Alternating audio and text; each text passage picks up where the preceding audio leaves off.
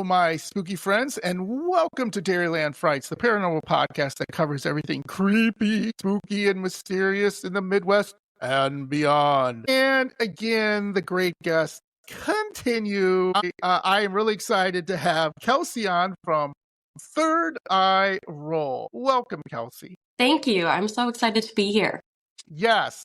So Kelsey does many things. One of the things I love about her site is she's a medium, but also a paranormal investigator. And she has some really, really cool stuff that my spooky friends, after this comes out, I want you to check it out. And please reach out to her. Give her all the clicks and love that you can give her because it's awesome. And she's from the Midwest. So that's a bonus. Depends on who you ask, but ask us. Well, right now in the Midwest, especially in Wisconsin, it's a little bit cold, to say the least. Yeah, that really sucks. Yeah, today's the first day above zero in like a week. I know. And people are like, you're insane. I talked to some of my friends from Florida, and they're like, -40? How do you even live? Like, do you die as soon as you go outside? I'm like, yeah, no, hold on. In misery, but... Exactly. So let's get this started off to bring some energy to this and bring some, to get to know you a little bit, Kelsey. We're going to start with some paranormal investigation questions. How's that sound? Perfect. All right. So here's some quick, now, when I ask these questions, just give me the first thing that pops into your head, and then we will elaborate as we go through the podcast. Okay? So, what is the best time of night to catch evidence? And I'm just talking about paranormal investigation. I think between 11 and 2. Okay, why? I think it's more to do with the human psyche than ghosts, to be honest with you. I think ghosts and paranormal things can happen any time of day, but I think we're a little bit more like on edge. Things have the opportunity. The veil feels thinner to a human. So I feel like that's the time frame that you're kind of settling into that. Yeah, love it. Okay, this is a good one. I always like answers from my paranormal investigators. Do you believe in demons, or do you just believe in lost souls? Like, that's a really good question. Excuse me. That's a really good question. I feel like this comes up very frequently. I don't think that demons exist outside of ourselves. I think it's something that we kind of either have to deal with or comes up because we're in a certain energy, or I don't think that the energy doesn't exist, but I think in a biblical sense it probably doesn't exist. I have experienced things that are a little scary, but the more we feed into it, it seems like the more it likes that, and I don't know. I'm not sure about demons. But I also feel like it has to do with your beliefs too. If you believe that you have demons around you, you probably do, Yeah, absolutely. Absolutely. That's awesome. Yeah. And it's really interesting to me. We'll circle back to that. So name one place that you've investigated, or maybe you have been in, or maybe you've seen on TV that you would never investigate or go and investigate again if you investigated that place. Interesting. I think I don't scare very easily. So it's more about like energy for me. So I think that in order to avoid energy that makes me feel icky, I would probably not go to the Conjuring house. There's just so much other people's energy that have kind of fed into whatever was there to begin with that I think it would just be too much for me, and not the fun ghost part, just like scary. Yeah, exactly. So let's go off that question. I don't know if you watch horror movies, doesn't matter, but just in general, what is the scariest movie you've ever seen? Ooh, that's a good question in my adulthood too, because it was definitely different when I was younger. When I was younger, the movie The Haunting in Connecticut really, really scared me. Yeah. I mean, the whole ectoplasm thing, that was my first time seeing that happen. The eyelids in the attic. The gory part was a little too much for me, but I don't know. I don't know that I get scared by those movies anymore, you know? I wish that I could. I haven't watched a lot recently, but growing up, I definitely watched a lot of those. What is yours? Yeah. So mine, believe it or not, is a very obscure movie called Mama. I Mm. highly recommend you to watch it. So what it's about is this couple who adopt their like uncles, brothers, whatever, kids. And these kids are feral. Like they're found in the woods in this cabin, and these kids like skitter around like animals, and nobody knows how they survived in this cabin. Okay. And then you find out, spoiler alert, the movie's been out for like 20 years, okay? But you find out been this demon mama that they call has been watching them. And my God, Kelsey, there's scenes in there. You say, it doesn't scare me. There's scenes in there where you're like, duh, duh, because the mama demon is that is one scary bitch. Let's just say that. Oh, you can swear on this podcast, by the way, if it blurts out. Yeah, it's really, really scary. It freaks me out to this day. It's just really, at first, it's more in your head. Like you don't see the demon. It's more these little girls, and these little girls are being like led around by this demon. And this couple doesn't understand why these little girls are like acting this way. They have no idea. They just think they've been feral in this cabin by themselves for like 6 years. And you're thinking like, how did they survive? Like little kids? Yeah. It's weird. It's very, very, very weird. PBG But like any of the factor high. Conjuring movies, yeah. Any of the Conjuring movies, the first one I really like. And then some of the other ones, yeah, they're pretty good. They're fine. You kind of get over it pretty quickly. Like you said, they're not as scary because they're more, I don't know, have to do with thrill or the thriller factor rather than scaring. I don't know. They do have good storytelling anyway. Yes, they do. Absolutely. So last question to warm us up. Shall we talk about this? Because this is a fascinating question. Are ghosts made of energy or consciousness? Probably some of both. Okay. And it probably, that's a great question because as you move from just paranormal into like spirituality, there has to be some sort of overlap with something that I formerly believed and now have to adjust my belief system to have room for both, So I think that the conclusion that I've come to is that it's got to be a mixture of both. I mean, they need energy in order to, we're all energy anyways. So if you believe in that anyway, we're all energy anyways. And I think that consciousness can attach to energy in certain ways too. So, that's what's so exciting about it is there's so much that we have yet to learn about that. But I do think it's a combination of both. What do you think? Exactly. Yeah, I think so too, because as you know, ghosts need energy to be like an apparition, right? It needs so you can see the ghost. So that's why batteries drain off of certain people when they are using equipment, or maybe their energy from personal energy. So they need that energy to, that's why it gets cold in a room. They're sucking up all the energy, things like that. But if you're talking about consciousness, that's fascinating to me because I think, like for instance, there's what they call residual hauntings, where basically it's a haunting. For my spooky friends who don't know this, but if you listen to the podcast, you do, is basically a little boy shows up at your bed every morning at 3 a.m. and just stands there, right? Or you see that versus an intelligent haunting where like someone sits on the bed with you at 3 a.m. or like moves your blankets or, causes your lamp to turn on and off. So yeah, I think you're right, Kelsey. I think it's a combination of both. I think there's certain ghosts who are more, I don't know, in tune to the spirit realm, and they can use energy along with consciousness to kind of reveal themselves and kind of tell a story, for lack of a better word or words, and explain what happened to them. And I think that's fascinating to me, absolutely fascinating, because I've heard a number of paranormal investigators who have said they've seen it like kind of a scene acted out, like the person walking down the steps, and then you hear a scream. So maybe through a little research, maybe that woman was walking down through the steps. Someone attacked her when she got down at the end of the steps and killed her. I don't know. Could be. She could have fell, whatever. But the point is, it's a part of energy and her consciousness coming forward.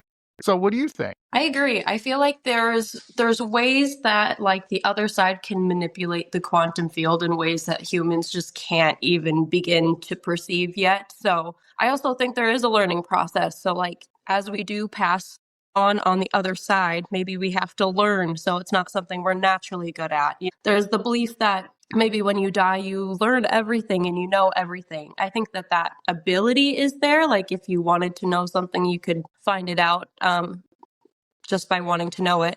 But I don't think that automatically happens. I do think it's still a journey on the other side. It's still a learning experience. So I do feel like, if you're a newer soul and you pass over, maybe you can't come forward as well, or, whatever it may be. I think there's different rules and different levels with the quantum physics of it all that kind of adjust depending on the type of energy and the type of spirit and all of that. Yeah, absolutely. Absolutely. You already smarted up the show already, Kelsey, by using quantum physics. Thank you Well, for that's that. where it ends. I can't explain it. It just makes sense to me. Makes sense to me too. Actually, just one more question. If you were to haunt one place, you're a ghost now, Kelsey. If you were to haunt one place, what place would it be? I have never been asked that before.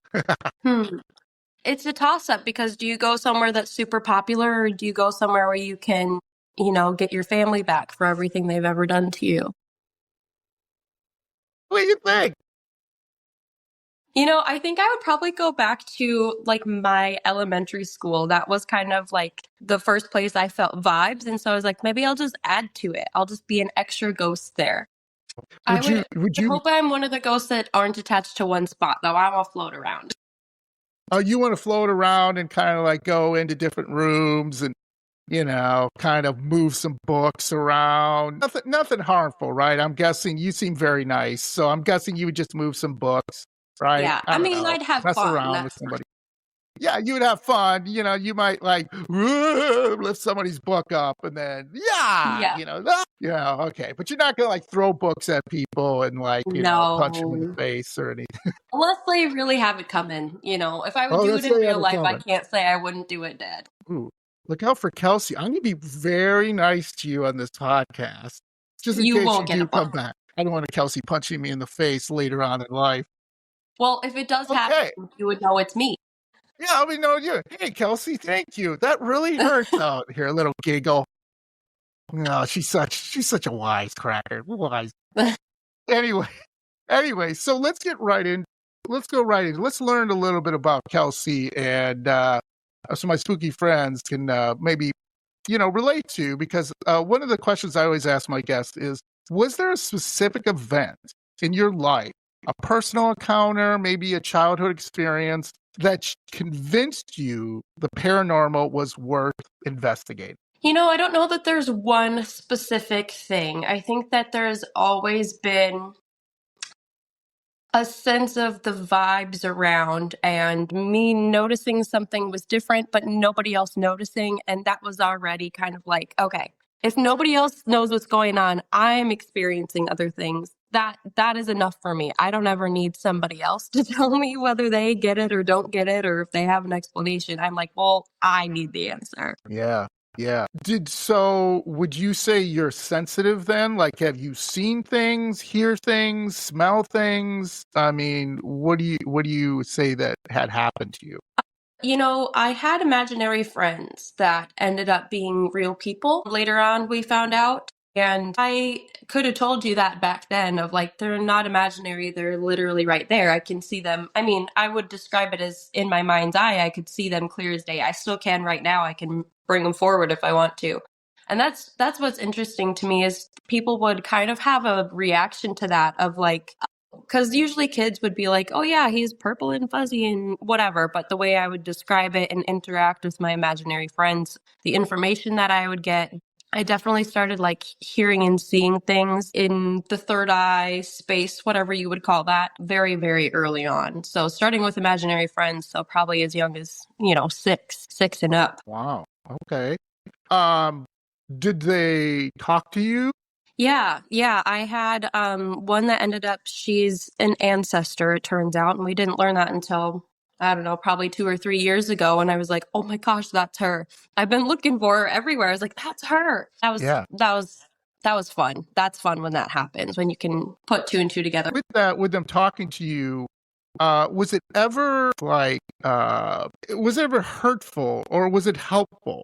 I mean, It was always helpful. So that is one way okay, that I also in real time to discern my intuition versus, my ego is what I would describe it as. So your ego is going to be mean to you, but like your spirit guides, I mean, ghosts can be mean to you, but like at that early stage, I was very lonely as a child. I have a younger brother, but we were very far apart in age. So I didn't have a lot of friends at that. I was creepy. I talked to ghosts for my friends. So, I didn't have a lot of friends around me, but it was always helpful. I always remember being a very like loving energy about it too. And I don't know that they would always show up, but when they did, it was when I needed it. right, right. Yeah, I love that. That's really cool because that must have helped you get through some tough times when you were younger, growing up. It's always tough, right? Going through Yeah. things. Yeah, yeah, that was nice. But switching gears here from the paranormal a little bit to maybe with your skills as a medium and everything is how do you though ensure the messages are clear and authentic? You know what I mean? Because it can be confusing. Like you might get like a message about something and be like, "What do you mean by that?" How do you ensure that you're getting the right feel, energy, and understanding what they're saying? That's a great question too. I think when you're kind of in a channeling space, it's not me speaking anymore. So once I'm in the zone, it's kind of like whatever's coming through, I'm just allowing whatever that is to come through. So luckily, it's not usually my words because I will stumble over my words all of the time. They will use symbology that took me a while to figure out what they were trying, like numbers was really hard to figure out until I was like, "Oh, they're showing me a domino with like the split." So they'd have one number up here and one number down here and those numbers would always resonate with other people. So if I was reading for somebody else, it would resonate for other people. When they come through for myself, I usually have to fact check with another reader or something like that or another medium just to make sure that I'm not coming up with it on my own. I very much like to have patterns. I like to analyze those patterns. I like to write everything down. I like to have proof. Yeah. And as a medium, there's not a lot of tangible proof. Yeah, exactly. Exactly. Yeah. So what divining methods do you use?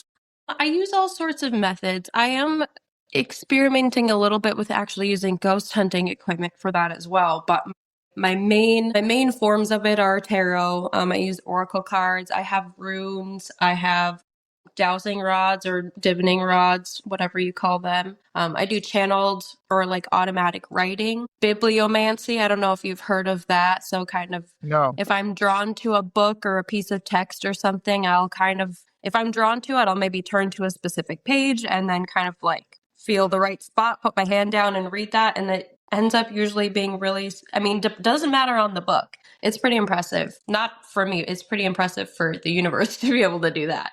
Because I'm like, Yeah. you can make things fit as you please, but for it to just Yeah. naturally fit and then your mind kind of goes, that feels solid to me, that's confirmation of whatever. But yeah, I usually use cards, runes, all of the, I'm trying to see if I forgot anything. Yeah, those are my main. Nice. Nice. Nice. And so this is a larger question that we can go as long as you want on is what is your spiritual philosophy or like your belief system? I don't think it really fits into a box. I was raised Christian, and so I've had to kind of form a new belief system without putting it into a box because, as people do, there's trauma, even organized religion. So I try to keep it separate a little bit in that way, but I do think that like we reincarnate. I do think there's a life between lives. I do think that we have jobs like on the other side. I think that the people that were around in our lives, I think We do that frequently within lives. I don't think we're the only people in the universe. I don't think there's one God in charge. I think we're all kind of God and we're all maybe a consciousness of some sort. I definitely don't think anything's random. I think everything is very mathematical and systematic. I think I would lean towards, like, if we were to say, do you think we're in a simulation? A little bit of a simulation of our own creation. Hmm.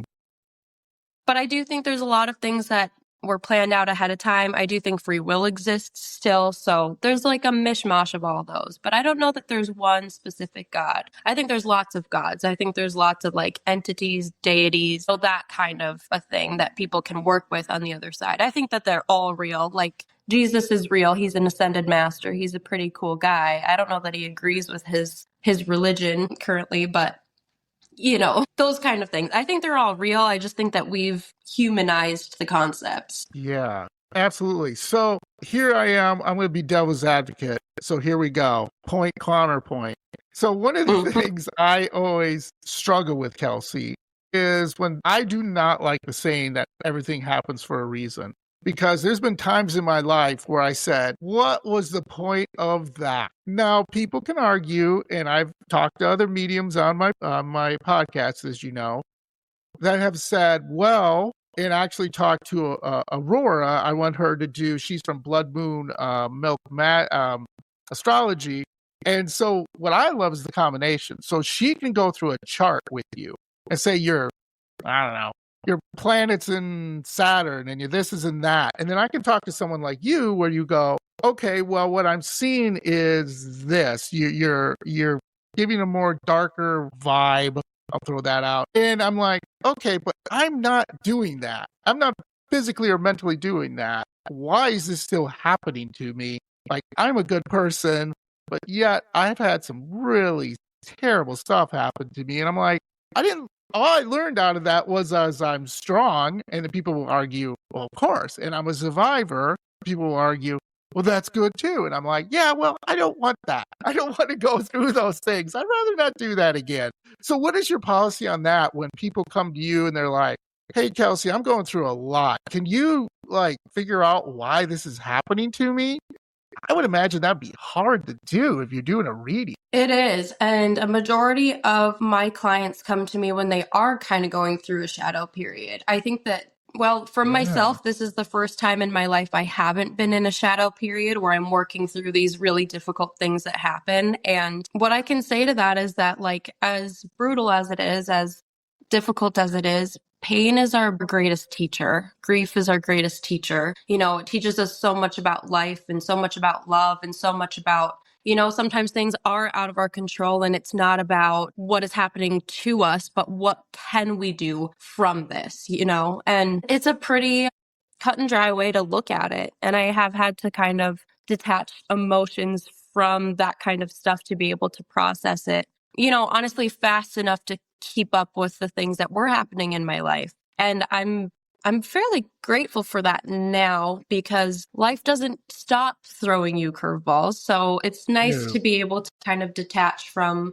the emotion of it all, of like, okay, maybe this isn't about me. Maybe this is somebody else's journey. Maybe I'm just the bystander to this, you know, horrible pain or whatever it might be. The soul will choose lessons that get us through them fastest and most efficiently. And while I think I like to think of it as like, okay, we're maybe a little bit eager as souls coming to earth and wanting to learn these lessons, because do we remember how much it stinks? You know, like sometimes I'm like, hey, higher self, if we could chill out on the lessons, that'd be okay. But you know, we came here with a purpose. So, and that's why my name is Third Eye Roll, because I believe in all the paths and I believe in all the spirituality and the lessons that we learn. And I'm annoyed and frustrated the whole time. I was going to ask you that. Thank you for answering that question. So how long have you been practicing as a medium? As a medium is pretty recent. I would have classified myself as a psychic a little bit longer. And then I had some imposter syndrome with the mediumship. And in truth, I've been practicing it since I was a little girl. But I think acknowledging it, I've only been doing that for about, 6 months to a year. But it's been happening. It's just about figuring out that's what that was. I've been doing it for a long time then. Yeah, exactly. That's way it sounds to me. Like you've been doing it, and now you're just kind of getting it together and putting it, I don't know, everything in focus, right? Yeah. Because it was more, yeah, kind of like, oh, I'm doing this. Let's focus a little bit more on it and get to that point. And that takes a while, and that's awesome though that you're doing that. So, what do you do? This is always, this would be tough for me, Kelsey. What do you do when someone comes to you and they lost a loved one? Maybe you even haven't had happen this before, but they lost a loved one and be like, Kelsey, can you help me talk to my mom again? I just want to make sure that, I didn't get to tell her I love her before she died. But she knows I love her, but I want to tell her that. Have you ever had that experience? And if not, what would you do? How would you handle that? Because that's a tough one. Yeah, I do get that fairly frequently. Okay. It's for me, I'm happy to help if it's suitable timing. So if that person is ready to communicate with that person, then their loved one will probably come through. But sometimes they aren't. What somebody's not quite ready to come through on that end yet. I have my son's grandpa died a few years ago, and both the grandpa's son and my son have wondered why he hasn't come forward yet. And I think there's a lot of factors involved in that, but it does happen a lot. I think it's easier when it's somebody that I don't know, obviously, but I do find that people find so much closure in those sessions that those are very exhausting sessions for me. So I do charge a little bit more, do as many of them. They're very exhausting, but holy smokes, the reward. If anything, just to give people some closure of like, even if you do believe in just the energy of it all, just putting that energy of the closure of goodbye to those people can really help a lot with the human psyche anyways, So Yeah. it's very rewarding. It's very hard, but it's very rewarding. And you can see those people kind of breathe a sigh of relief as you're going through it. Yeah. That still would be tough because again, everybody wants to know they're okay. Everybody wants to know they're loved, everything, And luckily the answer is always yes and yes. They're always okay, good. and they always love you. That's always like right off the bat. Yes, they're fine. Everybody's fine. Everybody's fine. I love Everybody that. that's like ghosts and spirits, they're always like, no, we're all fine. That's small talk here. That's small talk, Yeah. Yeah. So that's the good news. And that's really neat. Yeah, I love good news. And that's so much better. Like you said, it's draining. I couldn't do it. I'd be like, boy, how am I going to do this? Everything's good because that person's just still really, really hurting. And yeah, it's always tough, especially losing a loved one that you were close to, like a parent or a friend or whatever. So I definitely see how that can drain you and could be a very difficult experience. Now, have you ever been in a session where things just like, I find this kind of interesting because I've talked to other mediums where you're just not getting anything.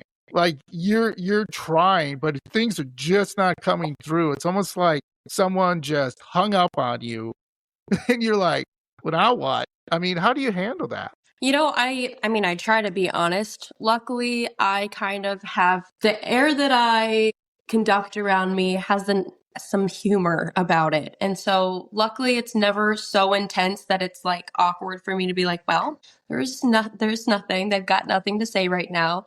And typically what will happen is I'll switch to like a different medium of trying to like get back in the zone of like, well, obviously when it doesn't work, then it kind of brings you out of it. So you got to go back into it. And so then usually somebody's spirit guide will come through, and then there's still messages that can be had. And usually it'll be about why that other person can't come forward, which I find very interesting. That's something that's, in the last year or so is new to me, a new pattern that I've been able to distinguish with my team on the other side of like, oh, okay, that works. That actually really works well because, if we can't connect with this person, then at least we're getting, it's essentially the same thing. You're still getting it from the same place. It's, we're all one and it all comes back and all those things. Yeah, absolutely. And that's what's the collective unconscious or the mind hive, if you want to get a little out there, where people are kind of thinking about, exactly kind of the same things.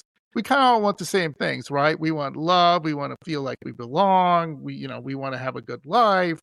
So there's not really a lot of differences between us when we're alive and when we pass on. So that's fascinating to me.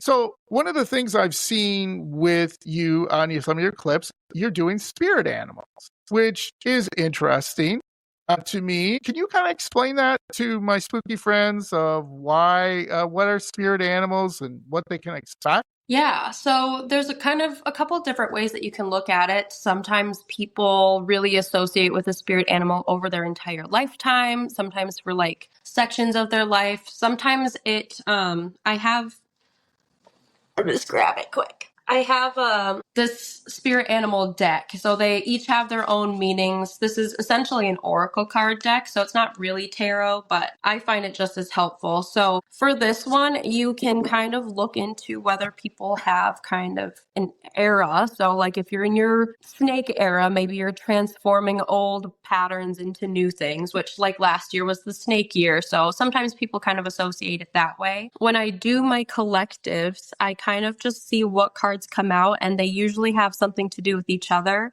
And then it ends up that I started doing them because I had so many clients going through the exact same things, like we were all on the same wavelength and had aligned and whatever. So that's why I started doing them in the first place. And the animals, people really, really resonated with some of the meanings of them too. So I don't know. I think my beliefs on spirit animals have evolved over time. I think that I used to believe like maybe you had one or two, like, an owl was one of mine for a long time. And I do think that it still is. I think it just different ones step forward at different parts of your life and to help you do through different things. Like right now, I don't necessarily need the owl's guidance, but maybe I need the horse or, whatever it might be. Yeah. What is like the can you just give me a brief idea of what the different animals are? Like, is like, I don't know, like you said, the owl's more guidance. Like, is what other animals, what kind of just generally, what do they stand for, I guess? There's, I don't know, 50 some cards in here. There's so many Okay, of you don't have them. to go through all I can 50. just, well, let me just pull one here. Okay. Like the frog would be detoxing and vitality. So it's requiring you to look at how you might have your own poison within your system. The giraffe is a really good one. That one is talking about perspective, extension, silence as a superpower. The monkey is talking about playfulness, curiosity, fun. I The praying mantis is a good one, the stillness, patience, and strategy. So it's kind of talking about the different things that you might be going through. And that's just this deck. So I don't even know if they make this deck anymore, honestly. But I just really Yeah. like the way that they put that deck together. And you can kind of associate your own meetings with it too, honestly. Looking up spirit animal meetings based on Native American folklore is a really good way to kind of cross reference that. They usually know what they're talking about. So that's a really good way to kind of look into that for yourself too. Yeah, yeah, that is very true. Like, the wolf, the eagle, the bear are very common in Native American, spirituality and mythology or whatever you want to say. And they all, to me, I'm a huge Native of American history guy because I just wanted to learn more. And I started kind of like go down little rabbit holes, if you say, to learn about it because eventually it came to like skinwalkers and everything like that. What was a skinwalker? And trying to learn about that. And it was just, you educate yourself and like, wow, there's a lot Yeah. to It's so deal interesting with Native American. how that goes around the Midwest too. Because there's people in other Yeah, parts of the right, country that have no idea what I'm talking about sometimes. And I'm like, we just kind of grew up with this stuff. right, right. And that was, I think, a lot to do with if you go up to northern Wisconsin, there is a lot around Door County. I think there's a ton of paranormal. I've been up there several times. Ton of paranormal and spiritual things up there that one you can't explain, and two are just absolutely fascinating.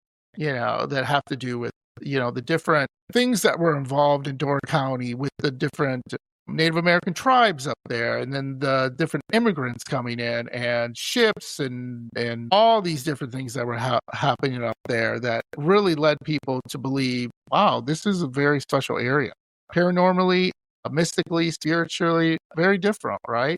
I don't know. Have you ever been up to northern Wisconsin around Door County and everything, Kelsey? I was just going to ask you, do you believe in synchronicities? Because you've brought up about 5 things that are a synchronicity for me today, and Door County is one of them, which is very interesting. I am planning on going there at some point this year. We were thinking about going for my partner's birthday to learn all of those things and perhaps bring his boat with. He has a sailboat, so that's very interesting. I think that's confirmed I have to do that. Ha! Look at us, synchronized. Yes, I do. Yeah, because one thing I've learned about too, Kelsey, is frequencies, which I think is absolutely fascinating. So one of the things I've always asked mediums about is like, it's just weird. This is a tangent, but like I'll meet people where we just hit it off.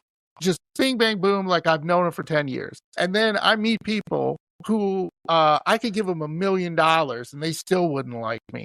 And I always go, why is that? That's just weird. Because I'm not like walking in and be like, hey, and people are like, well, that guy's really weird. No, I'm just being me. And, I'm talking to other mediums and everything. I don't know if you believe in this, but they talked about different frequency. So they might be on a little different frequency. Now that might be synchronicity. There might be some other things, but it's strange, right? I don't know. Have you ever had that where you've just like, why is this person like not like me? I haven't done anything, to this person, and they just can't seem to like me, or I just hit it off with this person. I just met him, and this is awesome. It always impresses me how much can be explained by frequency or just, the word vibes is overused, but the vibes of like, it either meshes or it doesn't. You're either vibrating at the same frequency or, not meshing very well. And you could even be in like a similar frequency where you move the same, but you're on a different one. And I feel like now that those concepts are like in my mind, I think about them and I visualize them when I do meet someone like, your frequency is like this and mine's like this, so that's why we can't, whatever. It's interesting. I fully believe in that too. And I think that we can adapt our frequencies, higher, lower, to do what we want with them too. Some people talk about lowering your frequency or lowering your vibration to paranormal investigate, or raising it to channel an extraterrestrial, so there's like all these different things that in theory you can do when you know how to adjust those things too. So I definitely think that has everything to do with it. Yeah. And we just had another synchronicity moment, Kelsey. This is Did number we? 6. Because I was going to ask you about aliens. So this is what's weird to me. How do I say this? So I've spoken to people who have been abducted, people who use aliens as spirit guides, people who have had an alien or extraterrestrial in their life, in their generation to generation, kind of as a spirit guide. Do you ever feel you're getting a message from something otherworldly, like an extraterrestrial, and you're like, huh, what's that? That's kind of strange. Yes. This is a recent thing too, so I actually really love that you brought this up. It's fun to talk about. I'm not sure if you're familiar with Daryl, Anka, and Bashar. Kind of rings a bell. Why don't you explain a little bit more? You got a rabbit hole on that one. Daryl has been channeling an extraterrestrial named Bashar for, it's probably over 3 decades now. But recently they've been doing a lot of channeling, talking about the events that have been happening in real life. And now they've talked about, with the age of disclosure potentially coming up and all of that stuff. So that's been what's been on and I was like, oh, that's cool. I really liked watching them and listening to them, and all sorts of people had claimed to channel ETs. And I kind of just was watching as like I don't know, this is just fun. I don't know what I believe. I don't have any personal experiences that I can remember anyway about ETs, but it's really fun to experience right now in this part of my life. I always take that as a sign of something. And this was kind of confirmed when have you seen Resident Alien before? Yes, one of my favorite shows. Yes, it's such a good show. I had been putting off watching that show for so long, and as this was coming up, kept getting prompted. And so we just watched it. And I was like, I feel like there's reasons I'm supposed to be watching this. And then as time has gone on, we actually just finished that show, but I do my automatic writing and I usually channel, one of my great grandmas or my spirit guide or whatever that is. But I felt almost like a very, very intense feeling that I was not familiar with. And I almost was like, that line between, did I eat something bad or like, am I nauseous for no reason? Like, what is going on here? I'm starting to feel weird. Yeah.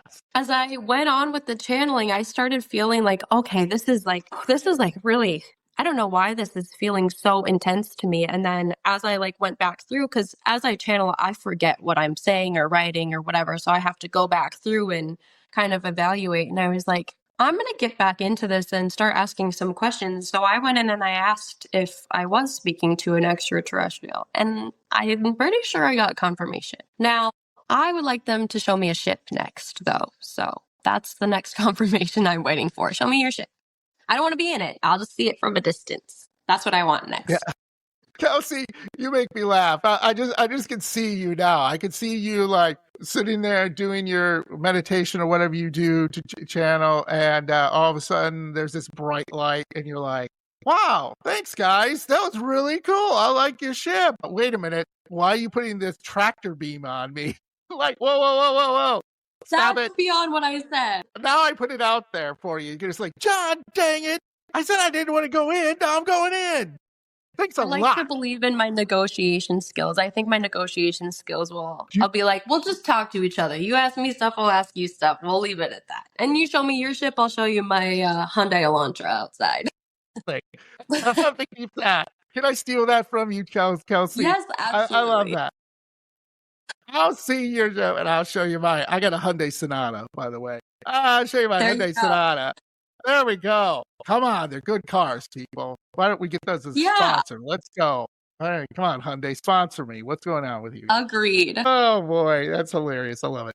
So one thing I always am curious about with mediums and with your paranormal investigation, there's kind of a two-parter. Do you ever worry about something, from an investigation following you home? Or do you ever worry about doing a reading and then after you're done, like that person's with you? Because I've heard this happen both ways, where the person, after a reading, the person kind of hangs out and is like, hey, I need to talk to, Debbie again.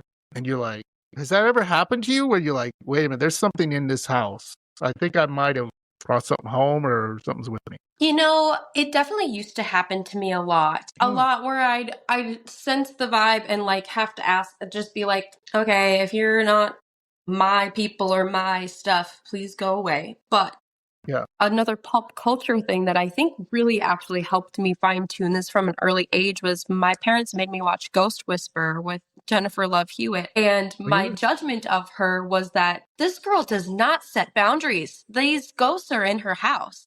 And so mentally, I think I just have a wall up where I'm like, you can't approach me in the confines of my space when I'm not on. I think I'm and where the negotiating skills come in, I feel like I'm very, in my mind, I'm very clear on what those boundaries are. Now, if somebody in real life is a miserable person, I am more likely to bring their energy home with me than the ghosts, which has its own flaws. But, we learn one thing at a time. So I think I'm fairly good at it, but I do think it's possible. Yeah. Yeah. So why do you say you'd bring a miserable person home with you? Well, that's like the empath part of it, that I feel like other people's energy, when somebody's just a real downer, you can't help but kind of absorb that sometimes. Well, me anyways, I can't help but absorb that sometimes. I have a much harder time kind of keeping my energetic protections up for real people versus like ghosts and entities. I'm like, they got it. They know my boundaries. It's real people that I got to be more clear with, Oh, right. Yeah, absolutely. Yeah. So let me ask you a weird question here, since we're on this topic. Do you believe in energy vampires? Yes, I do think that there's different forms of it that people talk about. There's energy vampires that literally are spirits that come in and try to freak you out, to try to take your energy from you, because fear is like the easiest energy to absorb from their perspective, from our perspective, from their perspective, anyways, as far as we know. And then in real life, I think that there are people who do it so frequently and easily that they have no idea that they're doing it. I would say that most energy vampires, like in the human incarnation form of that question, don't realize that they're doing it, but I think they're all over the place. All over the place. Sure. Do you believe in vampires then? I feel like I've changed my mind about that. I think that the concept of vampires, the energy vampire to me has been, well, I had recurring dreams about vampires growing up, and the recurrence of it ended up being energy vampires, not literal vampires. So then once that changed, I looked at the historical evidence that we have for vampires, and I'm like, maybe I don't believe in like a blood-sucking kind of guy that lives forever. Maybe what's worse is that it could just be people instead of, a cryptid or an entity, Yeah. What do you think about vampires? Here's my weird take on it. I think I would hate to be a vampire. Number one, you would just live forever, right? How are you going to make money? You would always have to move because you couldn't be at your job, right? So let's say you and me are working together. And we've been working together for like 20 years, right? And I look exactly the same from the first day you met me. You don't tell me you're going to be like, John, please tell me your skincare regimen because you look amazing. You know what I mean? You'd be like, how do you stay so fit? You're like, how old are you? You know what I mean? Yeah. That would be weird. Yeah, it doesn't seem like an easy way of living, and especially if you think that the only way that you can have nutrients is then blood. Well, that's a lot of work too. Yeah, and it'd be weird too if you like cut your finger, and I'd be like, Kelsey, let me help you, and I started sucking your finger. You'd be like, what the? Yeah, HR would be called so fast. HR, then I'd have to kill them because, they're HR and I got to take care of them. So you just murdered the entire HR department, Kelsey. I hope you're happy. Exactly. There's such a domino effect with it. It'd be hard to manage. See, that's what you would have to do because you would have to do that constantly, right? Like somebody would figure it out, it would just, you'd have to move and no thanks. Start over and I'm not one of those lose people. Yeah, right. Like, let's say I meet someone and she's really cool, and I'm like, okay, I'm going to suck your blood. I'm going to turn you into a vampire, but I don't want to be a vampire. So this conversation's gone weird, but that's good. I love it. Well, the morals of it. The morals of it too, right? Yeah, I just know. So vampires out there, don't turn Kelsey and I into vampires, I guess. Don't do that, please. I don't need to be proved wrong on that. Yeah, let's not prove this wrong. That'd be a little weird. We have a weird combination of talking at parties. Like it'd just be a strange time. A lot of weird Christmases too. Yeah. So with you being sensitive, have you ever walked into a place where it's like heavy or giving you kind of a really dark feeling where you're like, I don't like this. I think I'm going to leave. And whether you're investigating or whether you're just, I don't know, you're out and about, just, visiting, going on vacation, whatever. Yeah, I've definitely experienced that. I would say that there's going into an investigation, I think I'm less likely to notice that because I'm prepared for it. So it's in everyday life that I think I probably notice that a little bit more. It's very obvious when there's a set of divorced parents in the room, or, unjustified executions in a room, or, whatever that is. I feel like, I don't know that it goes by the rhyme and reason that we think it does, but I definitely think that there are places that have a heavier energy than others, more dense anyways. Yeah. Yeah, exactly. Can you think of a place recently you've been in where you've been like, wow, this is not good. This feels weird. A few spots in Deadwood, South Dakota. They have a lot of haunted, they're hotels that used to be bordellos kind of thing. And there's a few rooms in those buildings that I'm like, I wouldn't even go in them. I would kind of be like, I think I'm not supposed to. Like the energy beyond this doorway feels so intense. I don't want to see what happens to me if I walk into that. So I usually like, at least at this age, have the good sense to not do that to myself. But probably in my early 20s, I would have been like, I got to see what that's all about. But now I'm like, I don't know that it ever worked out for me in a positive way. Either it was like you feel like something's following you afterwards, or you just feel like you need a shower or whatever it might be. Yeah, But right. yeah, Deadwood was probably the more recent version of that. Sometimes I find that it's fleeting a little bit. So for it to just constantly be that condensed kind of feeling, I feel like is a little bit less frequent for me anyway. Yeah, exactly. So, how do we all have to deal with this in the paranormal world because there's no clear message, right? There's no definitive proof as of yet. There's a bunch of other things, I guess we can say. So, how do you handle skepticism or doubt? Like, how the skeptic is saying, Kelsey, you're just whatever, you know? Wow. I tell them to lighten up a little bit first, but for the most part, in my community that I've kind of put together right now, I actually just don't really leave room for it. Like, if you're a skeptic, I think you're just talking to the wrong person. You can go be a skeptic somewhere else. I just don't have time for it. Like, I know that there's not proof because I have the proof that I need. So you go find the proof you need and then let me know when you have questions about that when that happens. But I think there's plenty of people who are much better about trying to persuade people, but that's not really what I'm here to do. So I don't even hold space for it. I'm just like, okay, thank Yeah. you. Thank Yeah. you for your input. Yeah, exactly, exactly. And I don't think you'll never convince someone, even because I've had people tell me my dad, my husband, my partner, whoever, they've lived in a haunted house and have said, nah, it's whatever. And they've seen things day after day, month after month, and they can't explain. They're like, I don't know what it is, but it's not paranormal. And we're like, what? But you're in a Isn't it haunted funny house. what fear does to us? Exactly. And again, some people don't want to know, like, oh my God, there's a new dimension of this wonder and evil. And yeah, there is people. And some of it's Hmm. good, some of it's bad.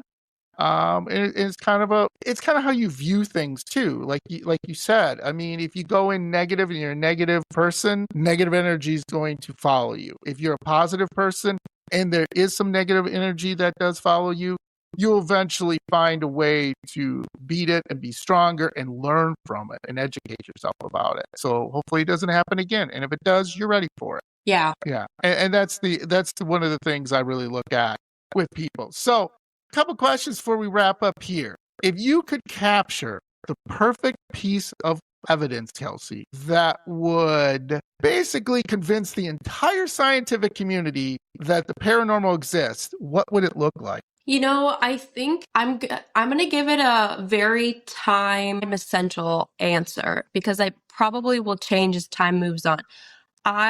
For me, it would be what we talked about earlier. I think it would be extraterrestrials, kind of bridging that gap of whatever we think. I think it all ties in one way or another. It seems that whatever we do know about extraterrestrials, they have a more higher level vibration consciousness. So they probably understand things better. So the next step for me would be show everybody your ship so that we can start having these conversations about just because it's not, visible.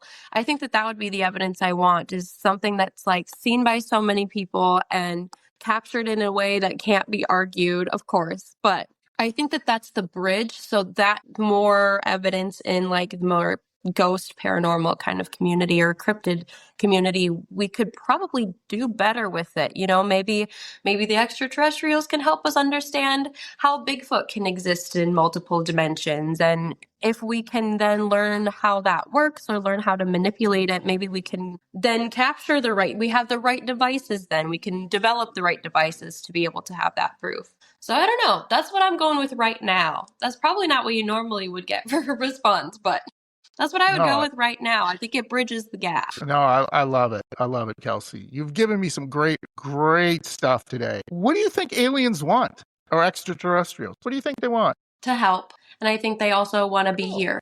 I think they Yeah, want to feel. I think they want to learn about human emotions and learn about. I do think there's a part of Resident Alien that's like this curiosity of what it is like to be here. I do think there's a yeah, massive level of that.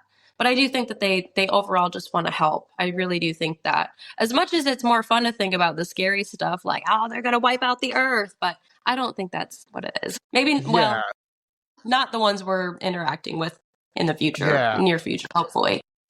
So what I loved about the show Resident Alien, I think they did a really good job. I don't want to spoil it for anyone, even though it's been out quite a bit. Go and watch it.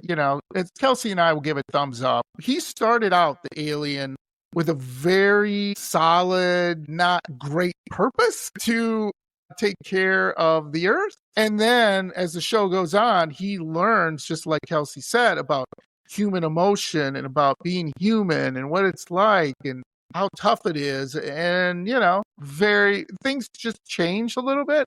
And I think that's exactly what would have happened if an alien is already been on Earth, because there have been talks about alien hybrids interacting. We've known there's been some abductions, many abductions, some good, some bad, depending upon who you talk to. And I think that's fascinating. And I think that has something to do with spirits too, because we can confuse them, right, Kelsey? Because maybe you see an alien, an extraterrestrial that you think is a spirit, and sometimes you see a spirit that you think is an extraterrestrial, right? It's kind of how do you figure that out, because they're both on different planes of existence, if you want to say. And I don't know how you handle that at that time, but it'd be tough. Well, definitely a learning experience. I think it would be quite interesting to kind of be able to then differentiate the difference between the two. Because, yeah, like we're saying, I think that they're at least in the same realm of things we don't understand that could be brought to light. And I do think that there's more information that lies within and that makes a lot of sense too. Yeah. Yeah. And I agree. That is something that's so much fun about it, right? Is you don't know and you're just trying so hard to learn, and then there'll never be an answer, I feel. Till there is one. Yeah. Yeah. I mean, there's been plenty of evidence with pictures and videos, not only of extraterrestrial life, but of spirits, all these different things that, that I've heard and seen and talked to over my conversations with people and just my research, that I can't tell you. I don't know what to say. Yes, I would love to debunk it, because I think debunking is a key, right? Don't you think debunking is important? Oh, absolutely. Yeah.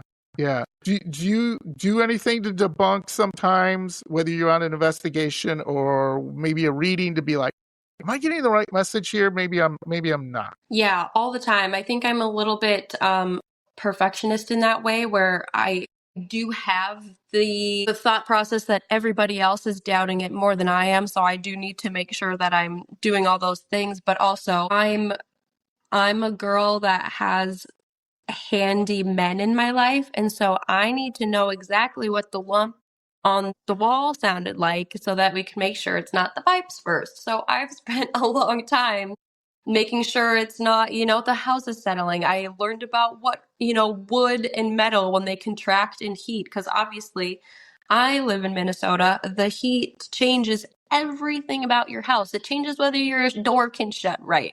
So like there's lots of factors that I do feel like I spend most of my time debunking, and the answers coming through is like 20%. The rest of it's like, okay.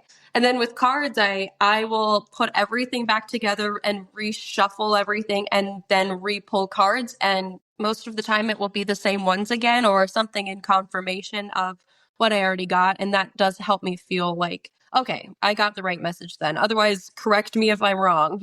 I do give a lot of space for, okay, if I'm missing something, please go ahead and let me know what that is. Cause I don't want to be wrong. I want to be right. I want to be accurate and efficient with time and energy and all those things. So I feel like it's a blessing and a curse to be that way. Yeah. Well, no, I think it's more of a blessing, because then, you're getting the best answer possible, right? And that's what you want. So let me ask you this before we wrap up here. What would be on your bucket list far as an investigation you would like to do? Like, where would you go if you had an unlimited checkbook, as they say, and investigate and research? That's a really, really good question. How do you pick just one, right? Mm, I think that if I were to get to investigate anywhere, it's a one night only, one day only kind of thing, one weekend only thing. I probably would pick something crazy like the Waverly Hills Sanatorium, or I know I'll get to the Stanley Hotel at some point. So I wouldn't put that on the top bucket list because I'll just go there separately. But probably an asylum or sanatorium of some sort. There's one actually very close to where I live, and I can give you the information after this. I won't triangulate my location, but there's one quite close to me that I would very much like the unlimited checkbook to buy it so that I could investigate every day. That would be great. But you're love it. guaranteed some hauntings in one of those places. So Yeah, yeah, right. Mine's never changed. Transylvania, Dracula's castle. Even though I mentioned I don't believe in vampires, and if there's a vampire there, I would love to talk to him or her or yeah, both. I'd be like, there's "What's up?" probably some pretty crazy energy. Yeah, yeah. And Transylvania, if you look at it, if you Google it, it's so beautiful, Kelsey, because nobody really goes there on vacation. Not a lot Untapped. of people. Yeah. I mean, they still have like cobble roads and the castle's pristine because people like they don't want to tear it down. They're like, this is what brings us money, basically. This is where tourists are coming. So we're gonna do everything to keep this thing looking great, and we love the history behind it, and they're not scared, or anything about it anymore per se, but they love bringing up the history and the legacy of Dracula's castle, and I just Yeah, would just love that, just to it'd be check it out magical and to have some live fun. there. Oh my God, that'd be so much fun. So, Kelsey, this has been a wonderful experience. You've made me laugh. You've made me think about things, and that is fun. I would love to see Kelsey driving past me one day with an alien in the passenger seat, and her trying to teach the alien to drive or extraterrestrial to drive her Hyundai Elantra. I'd love to see that. Just driving If past that my house. happens, Hey, I'll drive Kelsey, hey, by. thank you. Thank you. And please bring the ship up. Can we go to Yeah, John's place? John gave me his address. put that on the Can we just head over trailer. there? Yeah, put that in the trailer still over there. Awesome. So please tell my spooky friends where they can find you, how they can book you as a medium. Like, give them all the good stuff. Well, I can be reached at Kelsey at thirdeyeroll.org as far as any business inquiries or anything like that. Booking appointments or sessions with me can be done at my website, which is www.thirdeyeroll.org. I also go live on TikTok and I post on Instagram under the name Third Eye Roll 11. Awesome. Again, all these links will be in the episode notes when this comes out. And I would love to have Kelsey back on because I'd love her to do a reading for me. Maybe we can figure that out, huh? Maybe we can do a reading. What do you think? Yes, that would be fun. Yeah, I would love that. Either spirit animal or something. So, yes, I would love to have you back on, maybe do a reading because I didn't get to half of my questions because we were having so much fun. And I'm like, oh, I don't want to keep the poor woman here for 3 hours, but I probably could. But thank you I'd be again so happy much. to. All right. Awesome. Awesome. And stay warm in Minnesota. And if in my Midwest, spooky friends, stay warm. Hopefully it will get warmer out here. And again, please reach out to Kelsey. She would love to hear from you, love to do a reading for you. She's awesome. And of course, stay spooky.